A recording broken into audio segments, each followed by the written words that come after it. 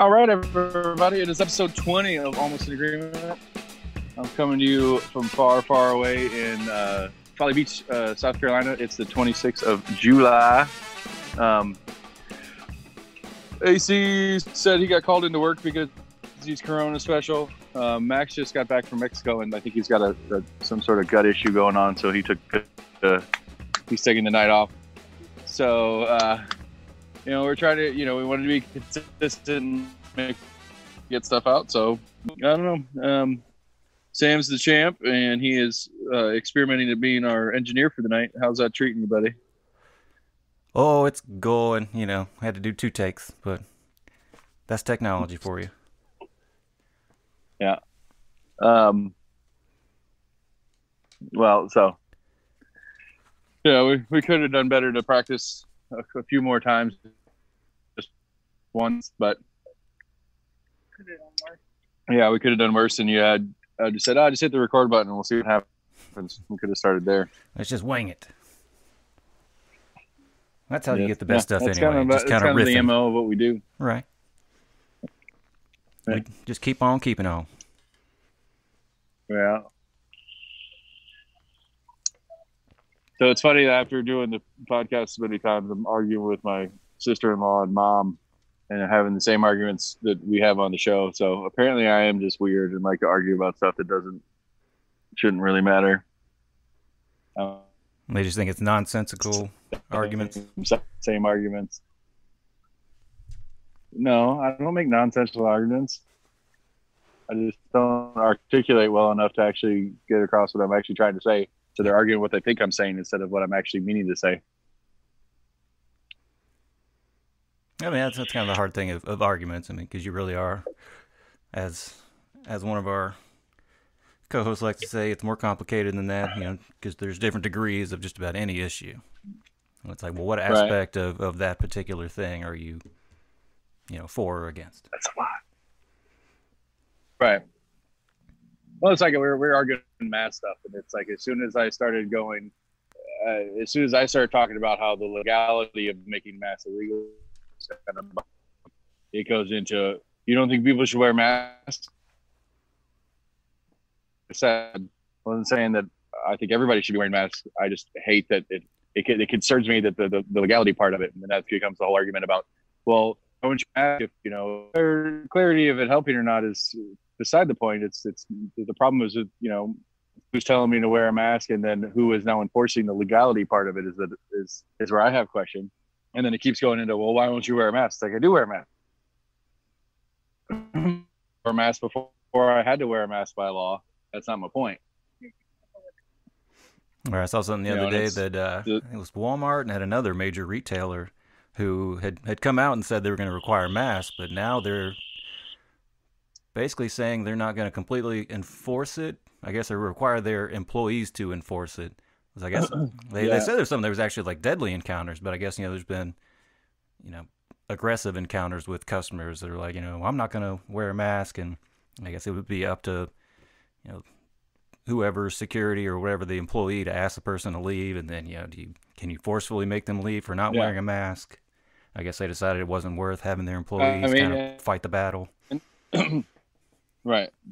And the standard argument always being, as the business, Walmart, for example, they have the right at any time for any reason to ask somebody to leave. But, as I've made comments of, it's like, I'm not the police. I'm not going to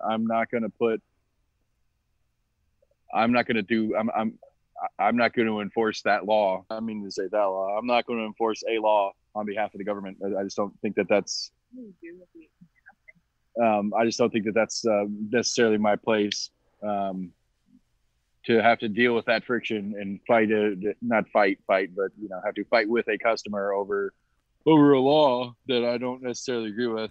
And so, like, I get it on both sides. I think it's, I think there's so much lack of clarity. Like one of the things we were talking about last night, it's like, well, in the schools or whatever, they're supposed to be putting these kids they're supposed to be spreading the kids out like 6 feet apart in the classroom.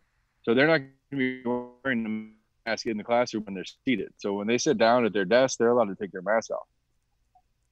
And So if both those things are true, if the CDC's recommendation is you either stay 6 feet apart, or if you're in a situation where you can't stay 6 feet apart, wear a mask. Well, then I'm going to say going into Walmart. Walmart's a big ass store. I don't have to be within 6 feet of anybody at any time. I can go to the self checkout, and I don't have to be within they put the little pieces of tape on the floor to keep me 6 feet apart. Why do I need to wear a mask too? And so, yeah, but how many people that refuse to, do what the business is asking them to do is then going to then, actually maintain a social distance from other people? They obviously don't give a shit. Right, you're right for sure, but I'm just saying, like, it's just you're already, it's the lack of clarity. It's like, well, wear a mask or not. Well, wear a mask sometimes, but not all the time. But in these situations, but only if this situation includes being closer than you want to be than you're supposed to be to anybody anyway. Right. And it's a lack of clarity. It's like I thought Eddie Manis did a really good job of avoiding fully answering the question, but sign of a true politician. Yeah, I mean, I enjoy. That's probably one of my more favorite interviews, as far as, like, I felt like I had. And again, I think this is part of the other media that existed. I knew more about him as a candidate because there was other media existed only because of his mayoral run, but I knew more about him as a candidate and as a Knox citizen. As far as, he's been a public figure for a while, between like the On Air stuff and Prestige Cleaners being one of the bigger companies in Knoxville. His mayoral run, he worked in previous administration's offices and this, that, and the other. And so having all that information there I feel like made it a better interview for me, at least, because I had more stuff to talk to him about. And again, that being the complaint of a lot of these other candidates. And good God, when I get back, we're going to be busy. We got 3 on the books already for the Monday I get back. I got a 4th that just hasn't confirmed what time on Monday he wants to come. But everybody's picking Monday. Well, no, I told him, I was like, look, I'm going on vacation. Right. And all of you guys have this August 6th election. And so I'm off Monday and I go back to work post-vacation Tuesday. The election's Thursday. So anything we do Monday, we can pack it up and get it, posted Monday night or early Tuesday. Right. But that's it. Try to do something Tuesday or Wednesday. If we do something Wednesday, nobody's going to hear it before they go vote. Yeah. Assuming they go day of, right. So I got one that might come on Sunday. I'm still trying to figure that one out. But essentially, is that Democrat, the chair, the acting chair of the Democratic Party in Knoxville. I'm not sure how he heard about us, but since he heard about us, he's word gets around. Yeah, which is great. I'm a little concerned. He gave me a bunch of emails of these different candidates. He's like, these are some interesting races, and these are all primary races. So these are all Democrats fighting each other for the chance at this seat. These are people that are going on to the November general. But it was the access that we now have, and it's like I don't want to accidentally come across as. I mean, we're a friend to everybody. I'm not trying to say that I don't want to be friendly with any party, or I don't want to avoid any perceived friendship with any party. But I do want to avoid, like, coming across as a bias. Right. That we have a bias for a party. It's like, no, I don't know how we got a hold of this guy, but we got a hold of this guy, and he has better access to more candidates than me just reaching out on my own. Right. Because all these candidates that he sent me, I think the state Senate seat is my district there in our side of town. I think it's the state Senate seat, West Knox, that area, and that's going to go up against. I think that goes up against Massey. No, she ain't going anywhere. And I'm pretty sure Becky Massey, who's been, I don't know if that's a term limited position or not, but she's been there for a while. She's one of the Duncans, so she'll be. And so I'm not to say that there's not a chance of anything else happening. I just feel like that's a strong incumbent seat with a strong family name for Knoxville politics. Right. So I feel like that she's probably going to stay there, but it's not my opinion. I I challenge you to help find some of those people, and I'm assuming she's running unopposed for that seat, but I'd have her on. I talked to her brother. I interviewed, or I sat down with Jimmy Duncan in his office in the Federal Building. That was neat. Kind of weird. Federal Building doesn't like you to take your phone inside. Really? Yeah, there's a cubby. Like you go in, like, just like when you go to City County, you go through the metal detector and stuff. Right outside the metal detector in the Federal Building, there's just cubby holes. I went there once years ago trying to do something like the Social Security Administration that was still in there at that time, and I don't think there was a phone ban at that time. I mean, this is probably good 10 years ago or so. Yeah. I went in there. I had to go in there for. No, I take that back. In his office, I didn't have to do that. That was a separate thing that I went into the Federal Building for. And maybe isn't it the Duncan Federal Building? Yeah, maybe it's the different sections of it. It's because it's got that cool courtyard or whatever, and there's an entrance on the east side that I had to go in. That's where they took my phone away from me. But when I went in to meet Duncan, his office is right next to that little cafe. You know what I'm talking about?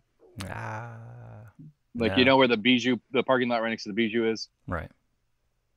So like you park in that parking lot, and like a lot of times I'd park in that parking lot and go through that courtyard to go to City County. Well, like right as you enter that courtyard on the right, there's a little like cafe bistro. And right next to it is a door that enters the actual building. And that's where I went in to meet with Duncan. And I don't know if there's any security in that one. I don't remember. I got all excited after talking to Jesse, and I started shopping for mobile systems, something that we could go in and go to a county meeting or something like that and sit down and do and like live record a city county meeting or some other public forum or even like a public address from whoever on some topic and just like go and set up shop. Right. But have a mobile system. Because I'm curious, I know like on like federal level stuff, like big, not federal level necessarily, but like when you have a big press conference, I know that the engineer that runs that, because like you get like Trump on stage, he doesn't have 37 microphones in front of him. Right. He has one microphone in front of him, and that runs into the system, and then whatever the system is, on that, yeah. Right, has a bunch of outs, and so if like you're Fox News or NBC or CNN or whatever, you get to plug straight into that, and so you get a direct line from the main microphone on there. All right, you just might have a separate video feed. Right, and so I know that's a thing. I don't know if that's a thing at City County or not, but I don't know. One way to find out, start going down to these meetings and figure out how to tape them.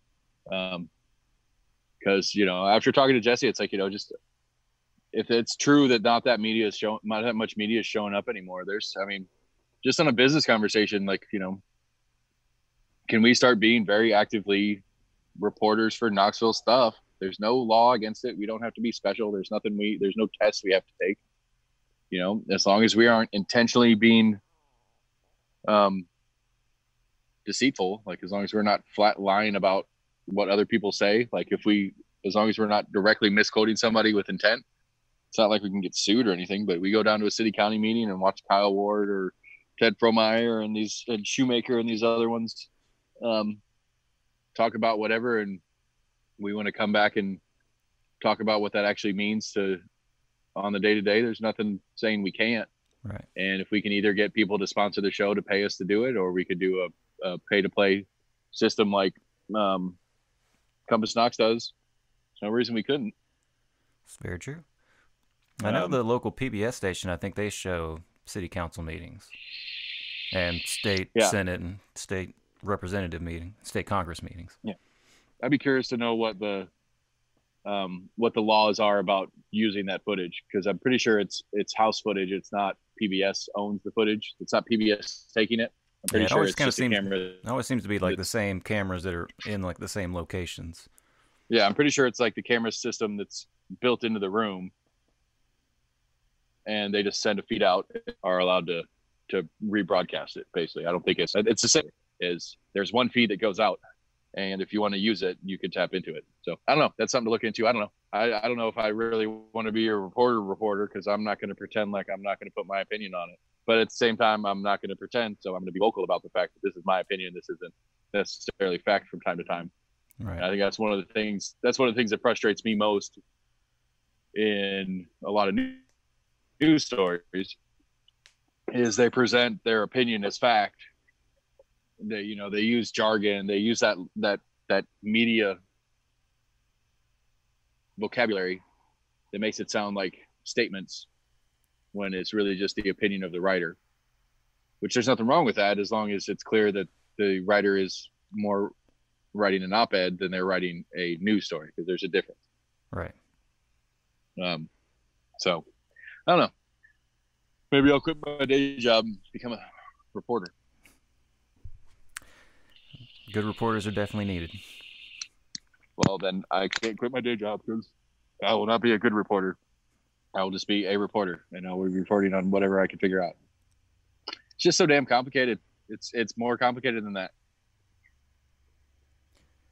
Most things are. Well, I don't know. I mean, it's AC's thing that he says all the time. It's like, well, we had one episode where we really kind of dug into this whole it's complicated thing, and it's like, I agree, it's complicated, but there's got to be some places where we could simplify a thing. Like, I was looking on Facebook before we got started. Todd Fromeyer did a post and said there's a couple things to look out for. I think he said tomorrow there's a city, county, or a council meeting. Let me see if I can find it real quick.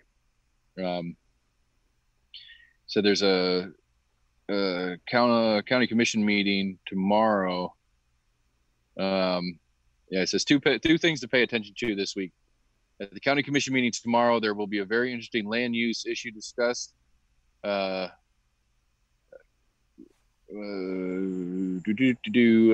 Something going on at 5913 West Emory Road. Apparently it's been a close vote in a prior going overs on it, and apparently Commissioner Shoemaker is kind of a swing vote that voted no last time or something like that, is what Todd's statement implies. I don't know what 5913 West Emory is.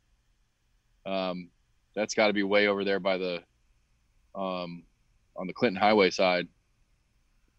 And then the second thing he says, there's a charter review committee meeting, and there's discussion of removing the law director as an elected position. So they want to change the charter to make the law director an appointee, I assume, from the mayor instead of as an elected position. And I'm reading that and I'm going, what does a law director do? It's not the district attorney. It's not the public defender. What is a law director? I mean, I recall it from previous elections and not knowing what it is, but I think this was a post from the guy that was saying, I guess whoever his opponent is was already talking smack about him not being Republican enough. And I like that he'd actually put it in his post. He's like, this is a non-political post. Like, he's like, but even as such, he's like, I'm not Republican or Democrat. I'm a law director. Right. But I don't know what I don't know what the job is. Like, what is a law director? Like, I really on the list of people I want to get on the show for interview sake, highest on my list is somebody high up in the election commission. Like, I want to know, what rules are in place on who gets on ballots, on how they get on ballots, on how items, non-people, actual ballot items get on ballots. What is the actual, obviously election commission's got to deal with all the precinct voting and all that kind of stuff, but what do they do about, what is the deal? Where did this idea that only in Knox County, not only in Knox County, most places do it, but why does Knox County only allow Republican, Democrat, Independent? You can't run as a Libertarian or as a Green Party or anything else in Knox County. You can only run as an independent on paper. Now, obviously, you could speak about your libertarian viewpoint, and that's why you're calling yourself an independent. Right. But, what does it take for the commission to recognize another party other than Republican and Democrat? Is there some sort of rulings in place? Is there a certain amount of is there a certain number of people you have to get on a petition to sanctify a new party that runs in the county? Mm-hmm. I don't know. That's why I'm curious about a lot of that stuff. So stay tuned, folks. We're gonna get to the bottom of it. That's on the agenda for sure. I just I feel like we got to at least let them get through August 6th And honestly, I wouldn't be surprised if they at least give us yeah, we'd like to do it, but let's get past November 1st. Not November 1st, but let's get past the election in November before we talk, because, with all the mail-in voting conversation and all the other stuff going on, they got I'm sure 3 they're months. swamped. I'm sure they're a little swamped, but I mean. Yeah, I don't know. I don't know. I don't know if there's any if there's anything that whomever the individual is has concerns of discussing that may, I don't know, whether they think there's some weird influence that may happen from talking about it. Because I don't know if they're allowed to have opinions. I don't know if it's like, yeah, this is how we do it, but I don't really like it, but this is the job, so I do it. And they don't want to go public with that in the middle of a bunch of, because for all intents and purposes right now, the actual process of voting is under more scrutiny than normal. Right. Because you got Biden out there, and what little Biden talks anymore, he's certainly poked the idea that you keep an eye on this Trump guy, he's going to have foreign interference in this election. And then you have Trump with his version of the same thing. It says, well, he wants mail-in, but Trump pitching a fit saying that Biden only wants mail-in votings because they're going to cheat. Both presidents are already openly stating that the other is going to cheat in this election. Yeah, read or saw something the other day that was talking about Joe Biden, how he's not really putting that much stuff out, and how that's almost actually helping him, about as much as Trump putting out too much stuff and that hurting him. I think it absolutely. I think the lower key. I think if Biden can make this about how much we as Americans don't like Trump, the longer he can keep that premise as the conversation, that is in his best interest. Yeah. At this point, he's just kind of letting Trump dig his own hole. Yeah, I think realistically, and we talked about this the other night, me and you, I think realistically, the VP choice is going to be a huge.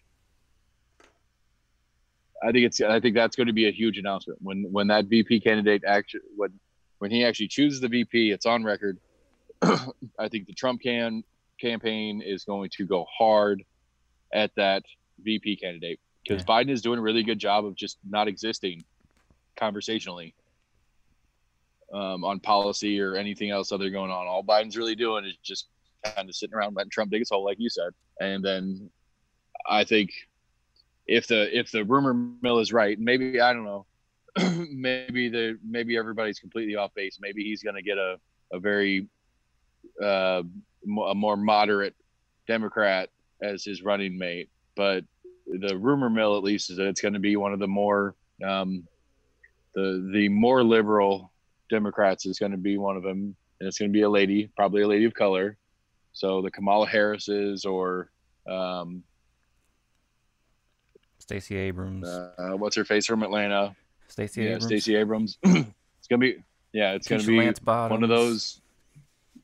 Yeah, one of those characters that are out in the ether right now that he's gonna pick. And I think when he does, I think the Trump campaign and the Trump, even the less hard right, even the more centrist version of the Republican Party is going to go hard at that candidate and be like, look, who out there doesn't think Biden's going to die in office? You can be fine with Biden. That's fine. If you're okay with Biden, we're not going to hate you for that. But this is what's coming in when he dies in office. I think it'll be really exciting. Put Hillary Clinton as his running mate. She's openly said she doesn't want to be a VP, but put Hillary Clinton as the running mate, and Biden will kill himself after getting elected president. They should just put Obama as his vice president. What else is he doing? I don't know if you're allowed to do that. I wouldn't see anything against it. I mean, I think there's a term limit that you can't be a president. Well, I guess that would put him in the position that if something did happen and he took over, he's not actually go past it. Yeah. He's not actually a vice president, right? Right. Because I guess the number one job is the president of the Senate. Right. The leader of the Senate is the number one job of the vice president, with a very close second of the job of being vice president is to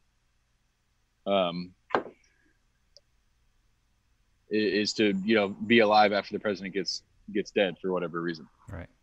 I read something the other day that Tammy Duckworth could be on the short list for a VP as well. She's gotten some. I'm not familiar. She is a senator, I believe. She was the one that came out and was against the Lieutenant Colonel Vindman.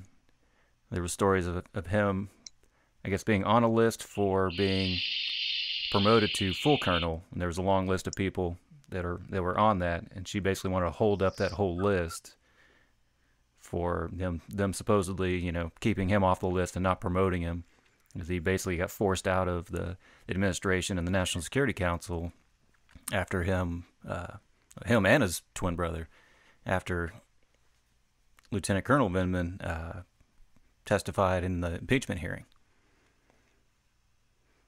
Huh. I don't recall most of that story. She was a former Black Hawk pilot, I believe, and is missing both of her legs from the knees down, I believe, from combat. Oh, that's pretty legit. Yeah. Get it, girl. But I guess all the senators have to sign off on all of the promotions, and she basically said she was going to hold up that whole list of promotions if I think it was Mark Esper, if he couldn't guarantee that Lieutenant Colonel Vindman would get, bestowed the rank of colonel. Damn. All right, I'll have to look into her some more because I don't know much about it. I think that she story might be a senator aside, from Hawaii. I believe she's somewhere in western state. Throw Tulsi on board, I might vote for Biden. So here's an interesting one. Like we were talking last night, my dad said that he is not voting for Trump. That kind of surprised me when he said it.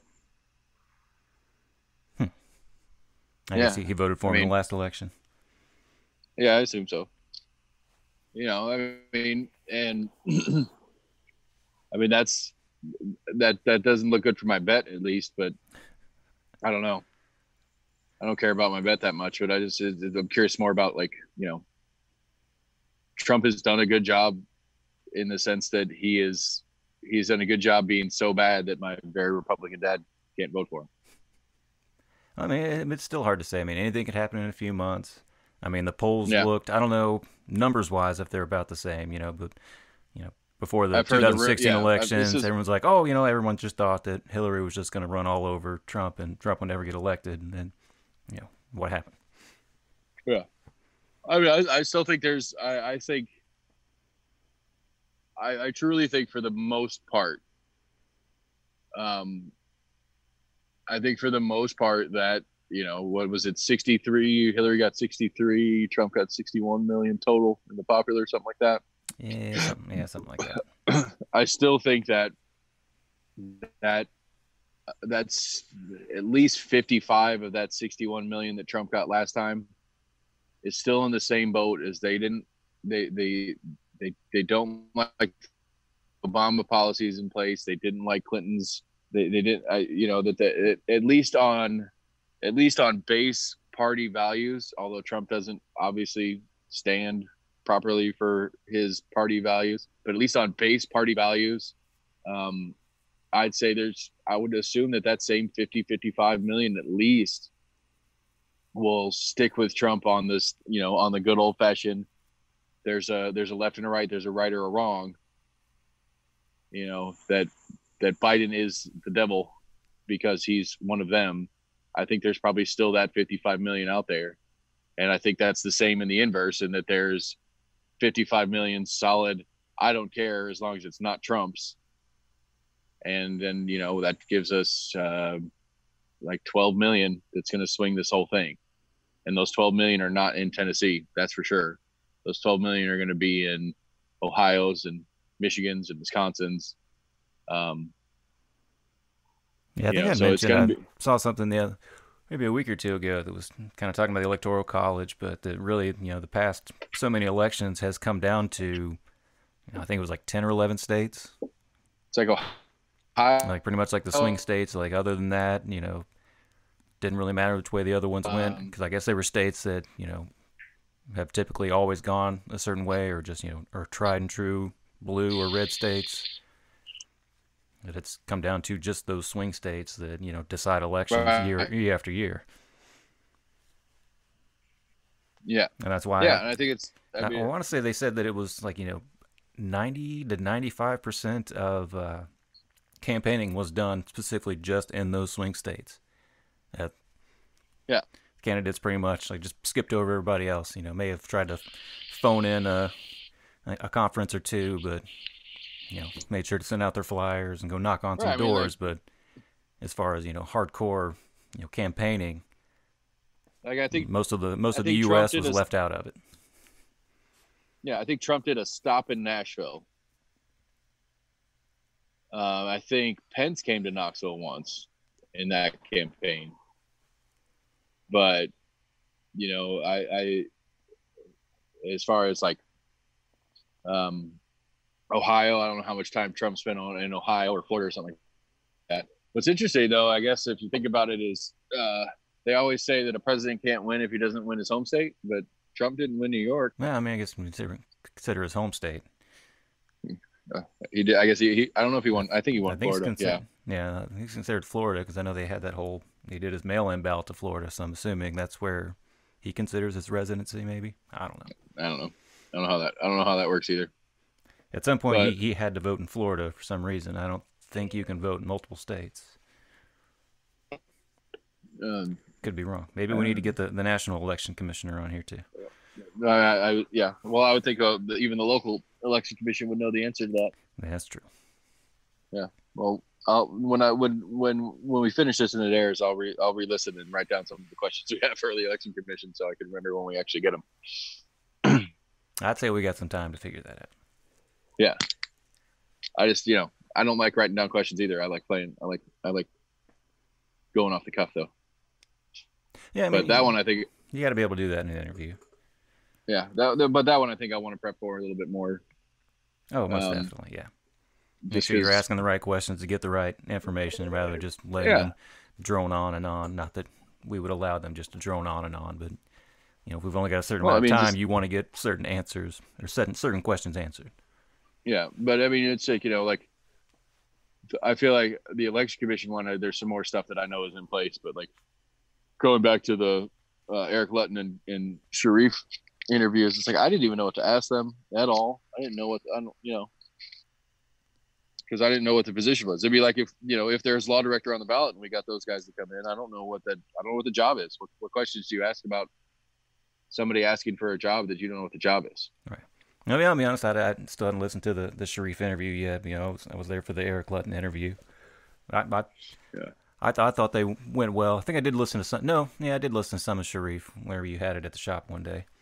But I think going into it the way we did, blind, and just asking the simple questions like, what is it that you do? I mean, I think that's what majority of the people really want to hear. Is like, okay, like I've heard of that position before, but I'm gonna go ahead and admit that we're stupid. Like, what's this all about? Right. And I mean, honestly, but the problem is that I still don't know on the other side. But that's also because those two candidates are so similar in goals. Right. I don't know what either one wants. I mean, they want to continue doing what's being done. It's like, oh, well, I don't like, there's no difference in you. The only difference in those two candidates structurally, and I think I'm assuming for the people that pay attention, I think Lutton's probably the likely winner, not from quality or anything, but just because the only thing that Lutton has that Sharif doesn't is experience in the job, and there's only one other person in the history of Knoxville to have experience in this job, and that's the guy that retired. And Lutton is covered. Was personally tapped by him. Lutton is the only one. You're right. And so the guy that everybody that knows anything about it likes said this guy can continue doing what I'm doing. He'll be great. I see no reason to see why either is more or less likely to do a great job at it. They both, at least as far as like what's the word I'm looking for here? Like the feel, just, as far as genuine person talking to them, like they genuinely, like both of them, like Eric, especially just because he's in it already, like he was genuinely like excited about what he does. Like he genuinely, like I felt genuine, like this is what we do and I'm super proud of it and I really like it. And I think Sharif is is what that office does. I think it's really cool, and I want to be a part of it, and I want to continue to make it better. They both have a team sitting across the table from them. I don't know. Maybe I don't have a very good nose for the BS, but like I don't like that is the most pointless ballot item of people we've talked to me so far, because I don't feel like we'd lose with either one. Right. You know, which I guess is a great position to be in as a voter. It's like, well, we can't screw this one up at least.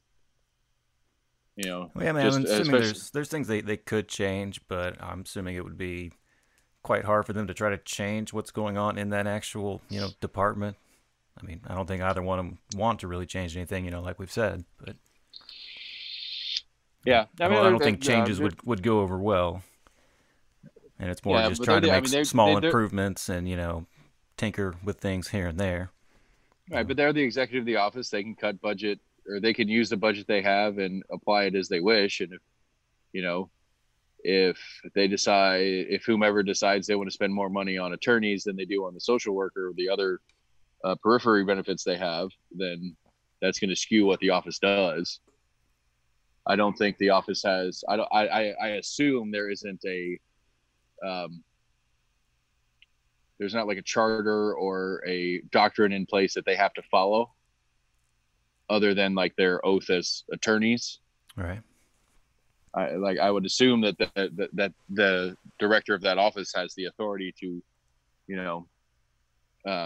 pick. He may not have his pick of the litter as far as attorneys go, but he gets to make decisions on who they bring in, hiring in all the different staff there, and that staff includes not just attorneys, but the social workers and then the investigators that go out and do the separate investigations from the police department on a certain case or whatever. And so, he could decide to spend his money on more attorneys and less social workers, or he could, not spend as much on the investigators, which is going to give his clients less chance on getting the information in court that they want. So there's definitely room for them to do stuff. I just don't know, I don't know how you would. I don't know why you'd want the job to take it apart, I guess at some point it becomes a question of how expensive the office is to run, and then you can kind of get your party issues on more money to get more done, or we can do okay, but we'll cost the county less. Yeah. But neither of those seem to be, neither of these guys at least seem to be in that line of thinking, and that, especially a $300,000 office in a $1 billion county budget, it's not that big a deal. I mean, 0.3%, is that the right math? That sounds about right. Well, if it was a $3 million office on a $1 billion budget, that'd be 3%. So yeah, 0.3% of our county budget gets sent into that office. Yeah.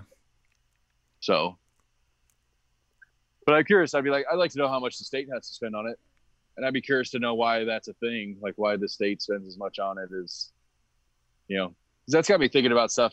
I've talked about this before in other premises, but as I'm getting a more clear picture and talking to more people, so literally,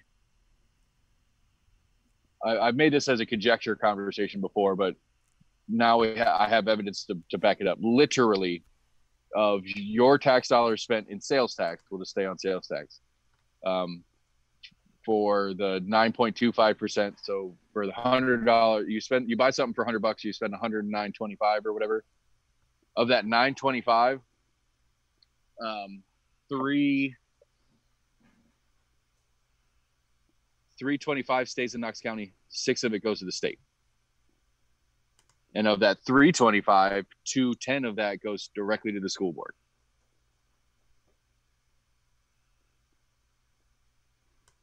And then on top of that, 20% of your actual income goes to the federal government. But that's, I'm not talking about that one. That's not what my point is here. It's showing illustration that more of our tax dollars tax dollars collected from you, the individual, the least amount of that collected money stays right in your community.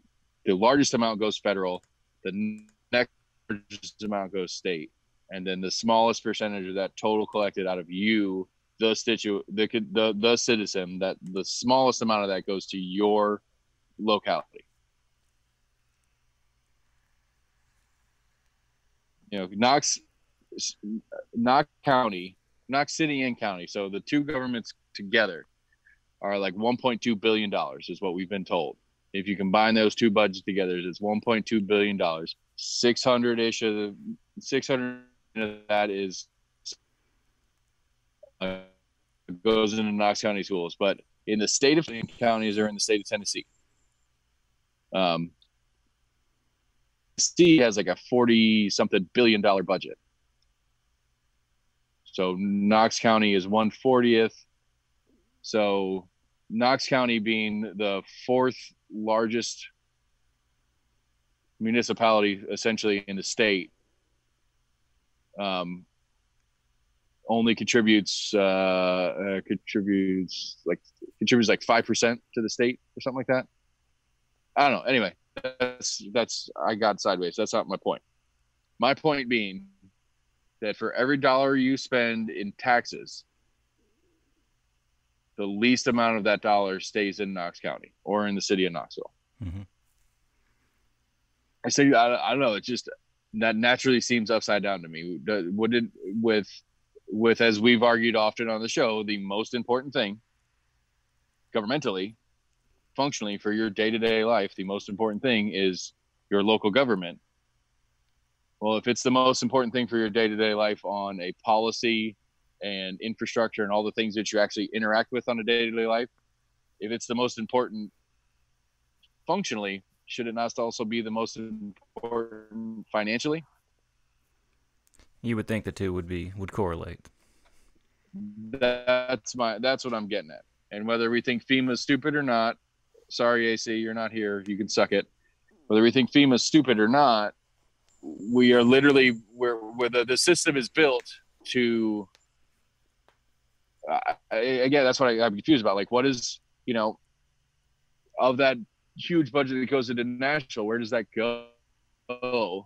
That when it comes out of Knox County and goes to Nashville to be redistributed around the state, where does it go?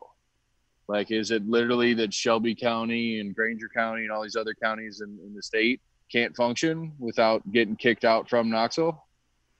I'd be curious to see. I mean, with the rainy day fund, I can't remember how large it was, but how they decide how much is getting kicked into it. I don't know if they are just kind of squirreling away a little bit more money, if that's where some of it's going, but I don't know when we started with that kind of rainy day surplus. Jesse said it. He said he mentioned which governor started it, and not Jesse. Eddie, one of the two said it. Maybe Eddie Manis said it. He'd mentioned who started it, and then he said something about Bill Lee continuing it, and then he also mentioned that I guess one of the mayors here that he worked for had started doing a county level one, and I didn't quite catch whether it's still there or whether it's been bled out already. Yeah. Or a city one. That was the one thing about Eddie that kind of jumped out to me. I don't necessarily think that he's good or bad for the job, but he is very much city of Knoxville, not county. Like, his mindset is city of Knoxville. There's like a couple of different questions I asked him. He answered it in city response, and then saying, well, that same idea I can take to this state to bring back to Knox County or to bring back to this district. Mm-hmm. He said it about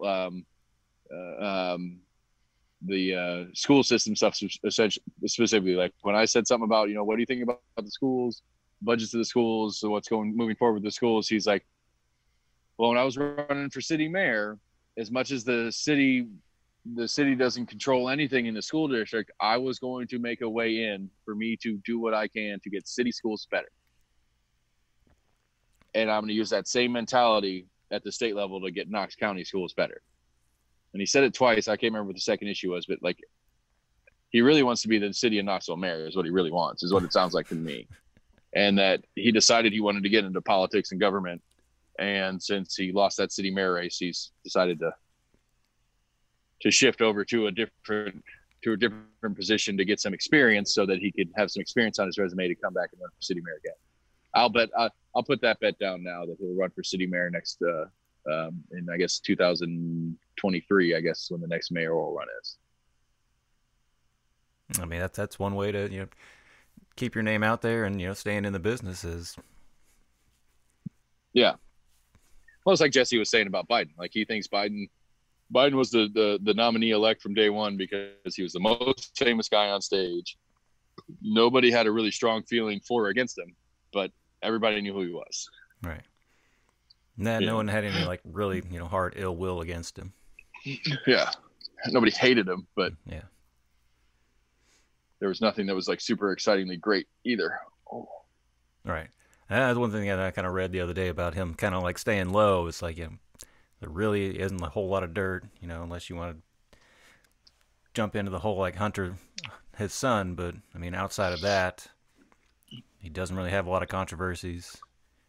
I mean, I think he has one major one that I can't figure out why there's not a lot of conversation about. But as long as he's been in politics, you're right. He's stayed pretty clean. I just can't see how right now in the world that's going on, in the Portlands and Seattles and, all the different riots and all the different protests that some turn into riot that are happening. This racial injustice conversation we're having when one of the chief pushers of the 93 crime bill, which put a lot of the structures in place for law enforcement to do a lot of the things that they did to, quote, get us to this terrible state that we are, he was a huge part of. And nobody seems to talk about that. And I don't understand how, I don't understand how Trump has it. I can't believe, like, if I'm Trump right now, every press conference, every time I speak publicly, every tweet, I end with hashtag Biden wrote the 93 crime bill. Right. I have seen a couple articles on that. They're mainly probably just like some Facebook blurbs that people have popped up and shared. Yeah. Now, I've heard different things of whether he wrote it or whether he was a co-sponsor on it or whether he was an advocate for it. But one way or the other, he was involved in making that thing a thing. And from my understanding is that a lot of what people are having issues with police now started in that bill. A lot of the what some of us would consider like oversteps, abuse of power issues were seated, for lack of a better word, in that crime bill. And so again, I don't know how it's not a big deal. I mean, again, a lot of it goes back to war on drugs as well. Beginning in the 70s and 80s. That's true. That is true. But Biden was in Senate for that too. He voted. I'm pretty sure he voted for the war on drugs stuff back when it was all that stuff was going through. Yeah, I was actually watching something today on Nixon signing it in. Apparently, he never actually said the word like war on drugs, but that's just how everything got turned into it just being called the war on drugs. Yeah. Yeah, which I think it was Reagan or Nancy Reagan that actually kind of brought in, maybe the term war on drugs. Nancy Reagan was the war on rap. Or no, that wasn't Nancy. Was that Laura Bush? No. What was Mama Bush's name?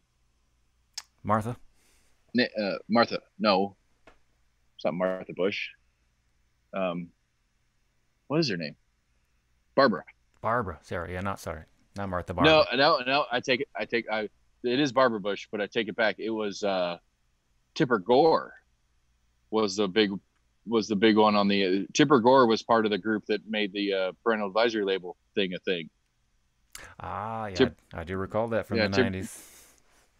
Tipper Gore was the one that was trying to take especially a lot of old school gangster rap that we all love. Yeah, I think it was Nancy Reagan that started introducing like the DARE program. So remember there was a funny picture of like her sitting on Mr. T's lap or something for some photo op. Yeah. Which I don't know. That's one of those things AC likes to always mention about how Hillary Clinton has like the best resume of any president's candidate ever or whatever. Does First Lady count as a resume point? I mean, it all depends on what you do with it. I mean, I know Michelle Obama tried to do a lot with health and fitness and health and school nutrition as well. Yeah. I don't remember as much of Laura Bush doing much. Well, Hillary was when Hillary was First Lady. She was the one that started introducing healthcare stuff. The healthcare. She was the one that started kind of talking about universal health care. Yeah. Which, I don't know. That's one that AC has to be on the show if we're going to start arguing about. I don't know. I think it'd be a good discussion to have. I mean, as the first lady, I mean, you don't have, there's not much, specific role, but I mean, it's all in what you use it. I mean, you've got that platform, and it's all in really how you want to use it. Right. But I mean, to shift over to the universal healthcare kind of conversation, that's one that AC has to be here for. But I'm really curious. I don't know. My whole thing is I don't trust the government to run it well. Hey, Rowdy. My poor dog misses me, guys. Although he likes all my animals. He can't hear you. All my animals like Sam more than they like me, so. Nah. They just don't see me as much. That's true. By the end of this week, they'll not with the whole like universal healthcare. I mean, they are talking about it more with what's going on with the pandemics. I mean, people being out of work. Yeah, and I mean Eddie brought it up too, and I was curious about that. And if we had more time, I would have liked to. Well, maybe that's it. When we get him back, if he wins the primary and we get him back in there, maybe I'll press that issue a little more about what the correct solution is. Because I chimed in on my opinion on it, and I know it's my opinion, and I know in the four of us when we're all together, I am the for sure dissenting opinion on what I think needs to be done about healthcare. I did see something about Trump signed some sort of executive order or something that's supposed to reduce the price of insulin. Yeah, I saw it was like 4 separate executive orders. I just heard it was related to pharmaceuticals. I didn't really read any specifics of it. Yeah, well, it goes back into basically trying to lower drug prices. Right. Well, like last week after we got off with Jesse and you and I were talking last week, there was we kind of got into, and I think we ended up pulling it out just because it got really boring, and we were both. I was tired, pretty hammered, so we were talking about the definition of private industry. I know some of that got in there because Big Pharma is on that platform where it's like AstraZeneca and Johnson & Johnson and all those guys who are private pharmaceutical companies. They're not private companies in the same sense as I was talking about hospitals last week. And again, I feel the need to hammer that premise home that they're not really private companies. Yes, they're privately owned or whatever, but they're not acting like most private companies have to act. Right. They're not acting with any real competition in the sense that, if you're AstraZeneca and part of that's copyright and patent law, which I think there's value in patent and copyright law, but a lot of that's more just in, getting different approvals in place. And if you and I figured out some medication for coronavirus right now for some magical reason or whatever, there's no way we're getting it to the FDA for them to even look at it because we're not one of the big 5-6 pharma companies. Like we don't exist on the map. We could be totally intelligent and totally know what we're talking about and totally know what we're doing as far as how medicine works and how the human body works and all this different shit. But without one of those big labels behind us, we're not going to get a seat at the table in front of the FDA to be like, here, look, we made a vaccine. It works. Right. It's not going to run nearly as easily as when AstraZeneca is like, here's our vaccine we made. All right. I'd say more probably just due to, I guess, knowledge of the facilities themselves. They're like, wait, do you guys have a lab?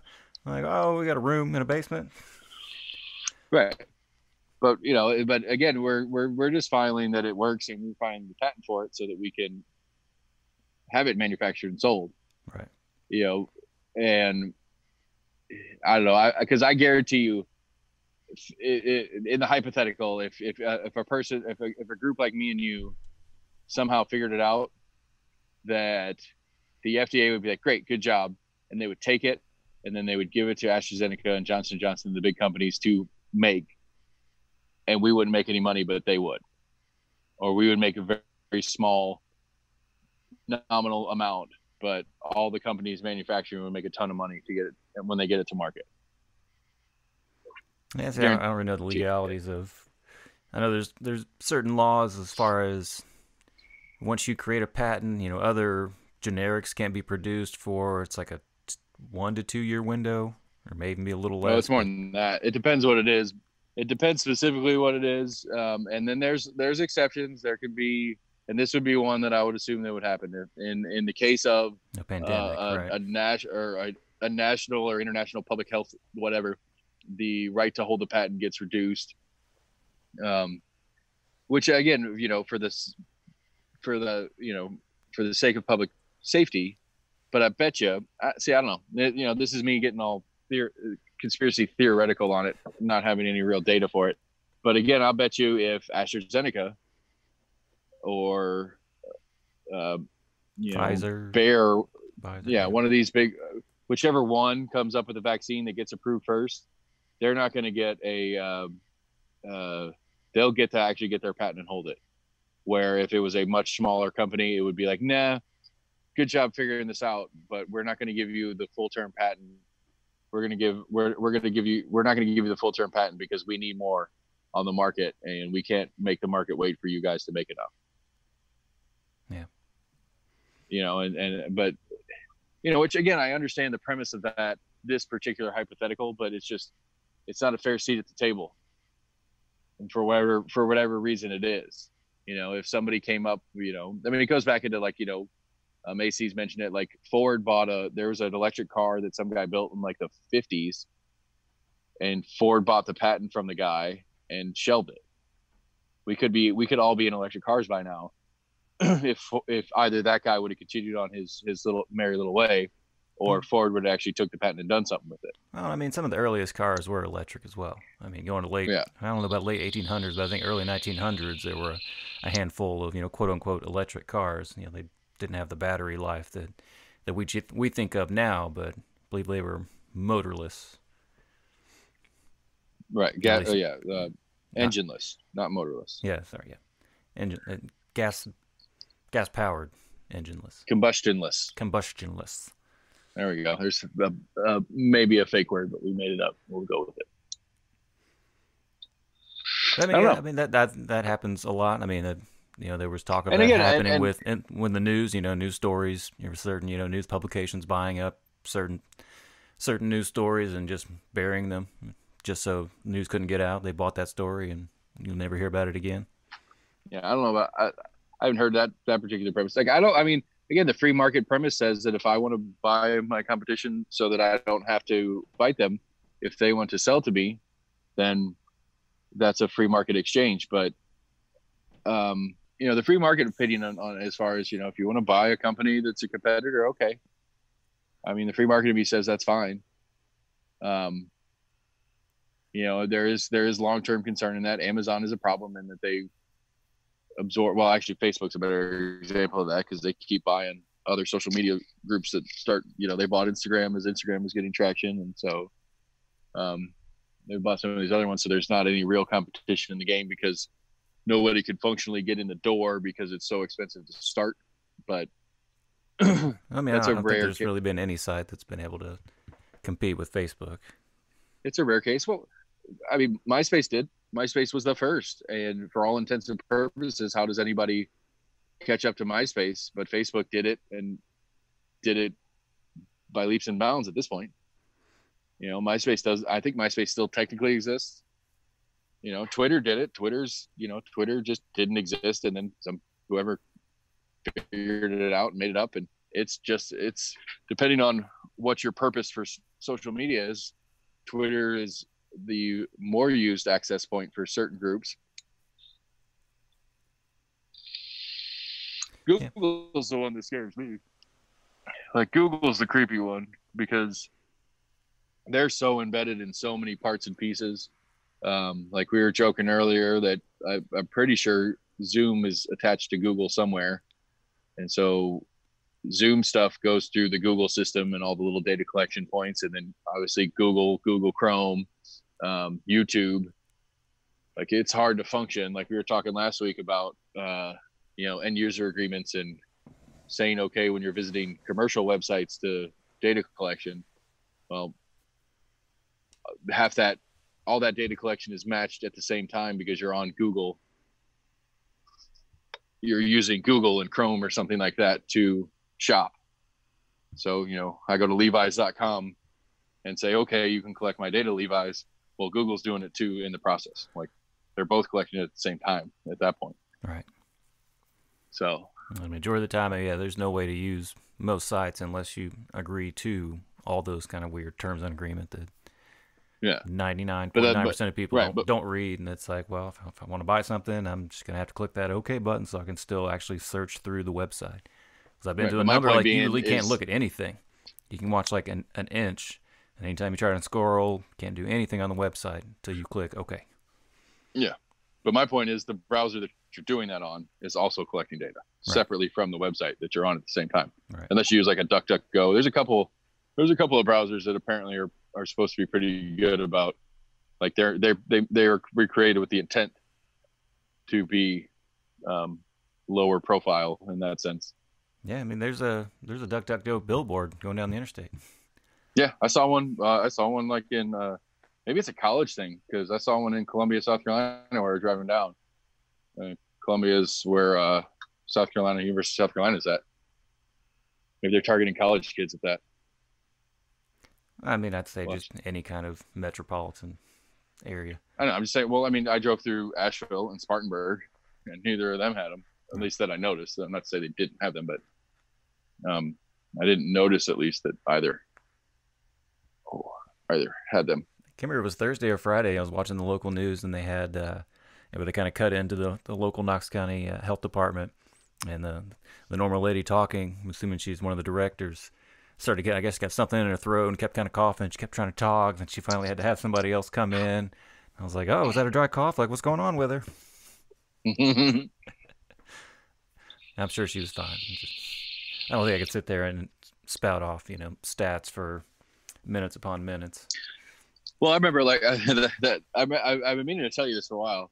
I was thinking about it because there was it's probably like episode 6 or 7 when we first started kind of getting going, and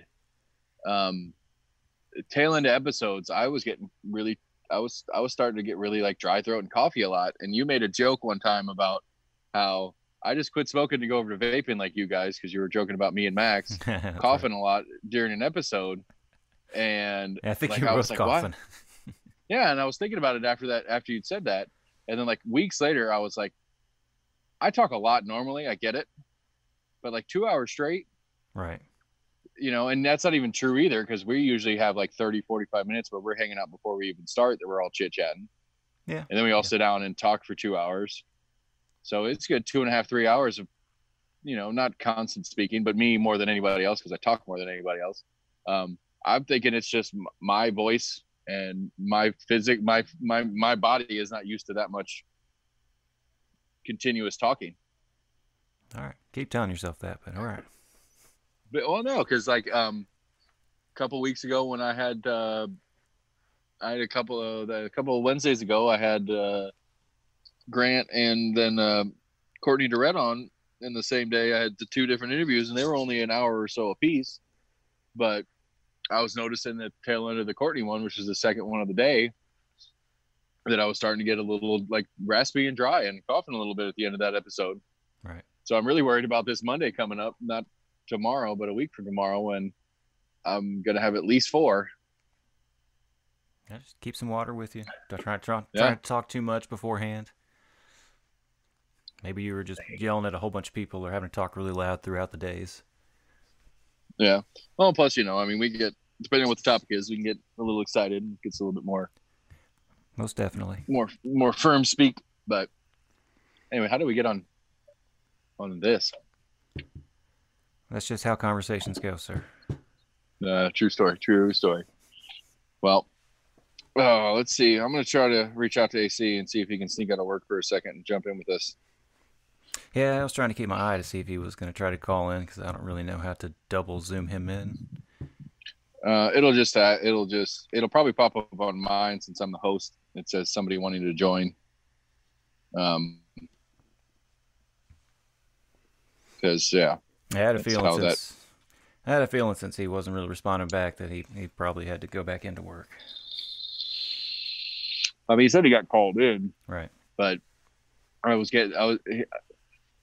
I get the impression that he thinks he can do certain stuff sometimes, and it really doesn't count. He doesn't know what he can actually do until he shows up and sees what's in front of him. Right. But I would assume if it's enough that he gets called in, they're probably pretty busy. Yeah. I guess that's a place when it's busy, you don't really get time to make a phone call. Yeah, I can't remember the last stat I saw that, as far as cases, even just nationwide, they keep talking about Arizona, Texas, Florida. I think they listed off a whole bunch of other states that are up into the hot zone now. They're calling it. Yeah, it's been a topic here in the house amongst family. It's always interesting. I want to say the whole state of California, as far as their college system, has already said that they're not going to do in person. I could be wrong, but I want to say I read something about that. Yeah. Or maybe it might have just been like the specifically, University of California school systems, UC Berkeley, UCLA, and whatnot. Right. But I'd assume some of the non. We're down to crunch time. But I'm just saying, I would assume some of the non-affiliated colleges, so the non-UCs, but there's still colleges in the state, kind of take their lead from what the, because I'd say it's probably the same here in Tennessee that, because there's UT campuses all over the state, and if the UT Knoxville, not UT Knoxville, but if the UT, the University of Tennessee system said, hey, we're gonna do this, I would assume that like a Pellissippi and a Crown College and Tennessee Wesleyan kind of take their cues from that. Yeah. Kind of gives them an excuse. It's like, well, if UT's doing it, so can we. Yeah, because it's like the preschool that the boys are at, they were just like, whatever Knox County Schools does is what we're doing. Right. If they call off for a snow day, right, we're off for a snow day because just for simple logistics and stuff, it's easier to, when you're a parent and it's snowing and you're looking at the school cancellations list scrolling across the bottom of the screen and you're looking for a preschool of Rocky Hill or whatever. Right. You're waiting for that one to come across the list when it's just easier to be like Knox County Schools is closed because they're going to mention that on the news pretty quick. Right. Well, that's pretty cool. I was watching some Premier League. Apparently today was what they call it, Championship Day, essentially where they were doing all the last games of the Premier League. But they were kind of mentioning how well they had done with, as far as I'm assuming keeping the players themselves semi-quarantined. But I want to say they said that of all the tests they'd done, or at least the last test they did, nobody tested positive. And I want to say maybe less than 5 since they started back had ever tested positive. Oh. But overall, everything went well as far as getting the season back up and going, getting them back into stadiums and playing with the simulated crowd and whatnot. I saw something about I got some notifications that I guess Man U got back into the top tier, or their record was good enough. They're not in relegation range anymore or something. I don't remember what it was, but I saw a couple of alerts saying that they finished third place. Oh. Manchester City was 2, and then Liverpool was first. I want to say Liverpool, who came in first place, pretty much, locked down the championship like a couple months ago. They pretty much had enough points where nobody was going to catch them. I saw something like that. They had like a 12-match, 12-match no loss streak or something like that. They had either wins or draws for 12 or 15 in a row or something like that, twice throughout the season. I want to say throughout the whole season they did. There's a bunch of. I think it was Liverpool. They said that did not lose. I think they drew a couple times, but they didn't lose a home game at all this year. Yeah. Oh, yeah. They finished with 99 points, and I can't remember what second place even had. I guess this week a bunch of opening days, official opening days happened. Yeah. So something about baseball had started up, and they're trying to do some of that stuff. And apparently the first socially distanced manager-umpire argument went down today. Huh. I thought they had the fake people out in the stands. Cardboard cutouts. Yeah, but if what I heard is true, I think it's pretty cool that they're doing it. There's apparently an app you could press boo or cheer or whatever. So if there's 10,000 people at home watching the game or whatever, and they all hit boo at the same time, this PA will start booing. Yeah, I think I did hear something about that. which I think that is good old fashioned ingenuity right there, trying to make the best of the situation. Somebody's like, hey, why can't we just, digitally cheer? Yeah, I did say they took the crowd sounds from like the latest baseball video game. Yeah, I heard about that. Yeah. I was like, really? Of all like the footage that you guys could compile of, millions of, even just championship games where you've got, sold out crowds. And that they could say, on a normal Sunday afternoon game in Milwaukee, this is the average attendance, and this is what a crowd sounds like. If it's a 25,000, if it's 15,000 people are there, this is what a 15,000 person crowd sounds like in Milwaukee. I'll bet the video games are that smart. They're that dorky. I haven't played them enough, but I'm assuming the crowd would sound damn near the same between anything. I mean, they may throw in, localized chants, but I would think outside of that, it's probably the same crowd sound. But maybe not so specific to the team, but I mean, unless you're playing like a quote unquote, spring training type game where you're going to have lower crowds, they may not have as much simulated crowd noise. I don't know. We'll have to get EA Sports to sponsor the show so they can send us the game. But I'll bet you I will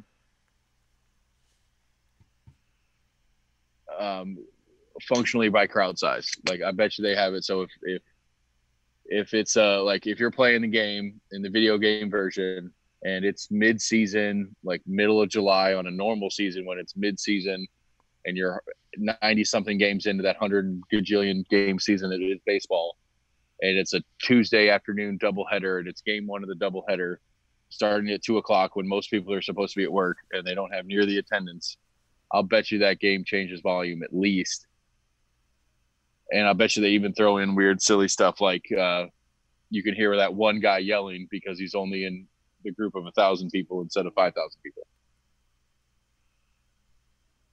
That's the kind of stuff that gamers like. Yeah, but how many gamers are actually going to pick up with those kind of details? I mean, maybe some that have like been to games are like, oh, it doesn't sound like 20,000 people. Yeah, that's not what I heard when I saw a video game. I don't know, but plus it sounds different when you're sitting in the seats and when you're on the field anyway. But the reality, I think, is the reason they are piping in the crowd noise is to cover up for the players. Because you can't have 25 to 35-year-old adult males playing a sport without being able to filter out their voices.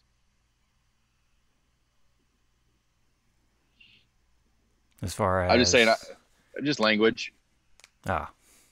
Just trash talk and language and just the stuff that is, to generalize a group of individuals. Like, I mean, football especially. Like, I would like if you had a silent stadium football game and the different language. I mean, hell, especially in this culture, in this day and age, and something you're two offensive linemen slamming heads over and over and over again, the shit they say to each other over a period of a game. Right. Which, they got those crazy like satellite type, audio receivers where they've done, live sound out on the field, and you can hear some of that stuff, being said and going down. Yeah. Well, it's like I remember a couple of years ago I was watching the Stanley Cup Finals. I don't remember who was playing. I think it was one of the years Chicago won, so it was a while ago. And it was like I like the way they do the playoffs in hockey where it's the 2-2-2-1. But since, in a 7-game series, if you're the favorite, you're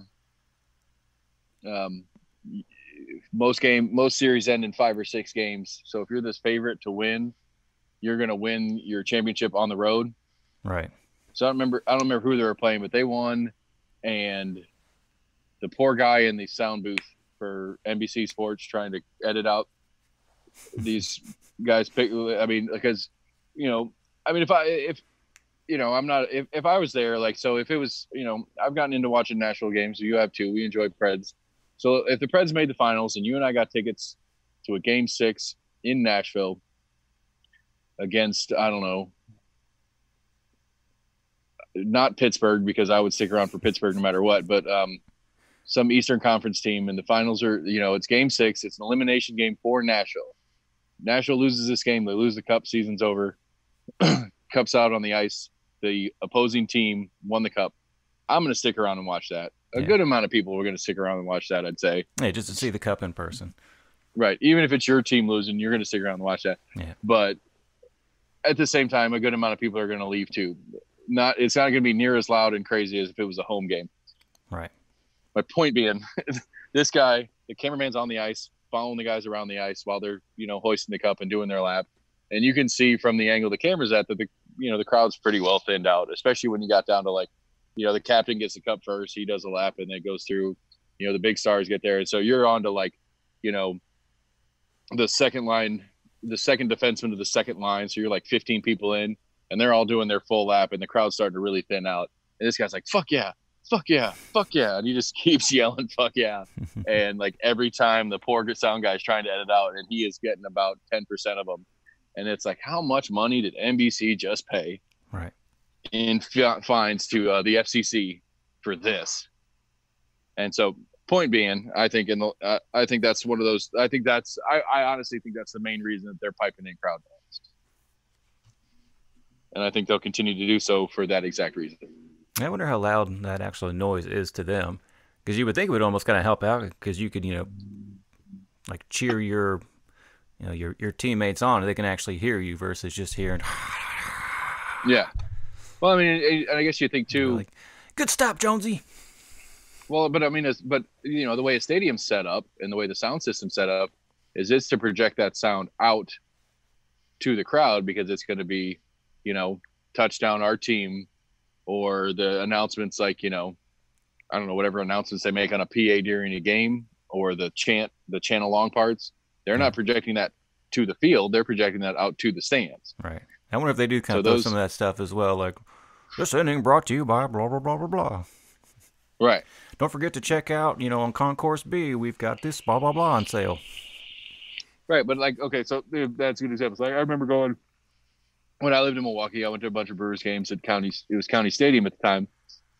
And especially if you were seated anywhere near the infield, all those speaker towers were on the edge, essentially on the edge of the field, facing back towards the stands. So if you're a player on the field, you're not hearing most of that. And so if they're piping crowd noise through that system, it's not even pointed at the players. Yeah, it's true. You know what I'm saying? Yeah. So I don't know. I mean, it shouldn't be a huge engineering feat to turn some of that stuff around. Well, I mean, they would almost have to have the speakers all the way down at the bottom of the stands facing upward, or else you would be able to hear it, kind of circulating all around. Yeah. Especially at to the level to where most stands can, or to where most people in the stands can hear it, with all the chatter and everything going on. Yeah. Rogan talked about I think it was the second. It was the second UFC that they did since the lockdowns, or since the virus hit and stuff like that. I think I did see a little bit about that. Yeah, he went down to announce it or whatever, and he said, he said it was cool. He said it's probably one of his favorite fights he ever went to, not just because the fights were good, but because he could hear everything. Right, you hear all the corner guys. Right, and so. Him in fan mode, talking about it after the fact, he's like, as a fan, I would, luckily I'm with the UFC. I don't have to ever pay for anything to go to the UFC, but if I were a fan and I, didn't have the connections I have and stuff like that, that would be the ultimate fan experience, to sit down in a 15,000 seat venue by myself and watch the fight and hear everything. Yeah. Dude, weird. You think it could kind of go both ways. You hear one corner be like, "Hey, get him in a leg lock." The other corner's like, "Hey, he's about to do a leg lock on you." Right. Well, I mean, he said, Rogan was saying during one of the fights, one of the other announcers with him had said something about this guy's not doing this, and he's going to keep getting messed up by that or whatever, and saw the fighter change. I think I did hear that too. Yeah. Yeah. So I mean. I mean, it's gonna change it, but I mean, everything adapts. Yeah. I mean, the economics. I mean, the economics is the real question. Like for especially in baseball. I mean, baseball is built on the idea that they don't get that much attendance, but that's where most of the ownership and the player salary money. Right. They get a good bit from TV deals and stuff like that, but most of the money that a team makes is through tickets and sales at games. Right. And so on the greater conversation of finances, it's going to be real interesting, especially when Mahomes just got like a gajillion-dollar deal for football. I don't know how KC thinks they're going to afford that long term. Well, I mean, I think they know that there's a desire for people to watch that. So, I mean, if people can't be there, there's going to be that many more people that are trying to find ways to watch it. Yeah, but I mean, I would assume they'll find ways to throw stuff in there. Yeah, but if you're NBC, like, because I don't know, we'll see how it goes. Because one of the things that used to be in place for football, at least, was you could do local blackouts if you didn't sell out games. So, like Nashville on a Titans game, if the Titans didn't sell out or sell a certain percentage of seats for the game, you couldn't watch it at home. Huh. Just to try and encourage people, I guess, if they would find out a couple days beforehand, like, oh, it's not even going to be on TV. Right. Just like, I better go down there and try to watch it then if I won't see it. Right. But you're also, you're also, I would hope maybe they could cut ticket prices a little bit or something. I don't know. But, yeah, so they used to have a blackout deal in football. I don't know if they still do. And obviously they're not going to be selling out games, at least for the early part of the season, until something major happens on the health side of the world. So if you're getting the game locally anyway, if you're CBS or whatever who's covering the game locally, you're not going to pay. I mean, I wouldn't pay more to cover to show the game. That contract's already in place. How are these NFL teams going to make the money? Because they're only making less money. They're not going to be making more money because they're not going to be getting, even though they're getting more viewership on TV, they're not getting more money for that viewership. That's what I was thinking. They could probably throw in, either more ads or some kind of more requirement. I don't know. I'm sure they find their way to make a little bit of money out of it. Maybe the owners are going to commercial breaks. I mean, they started, trying to when soccer first started becoming big in America. We tried to superimpose logos and ads, out onto the field. That shit didn't last. Yeah. You could probably get away with it a little better with football just because of the pace of the game, but right. I don't know.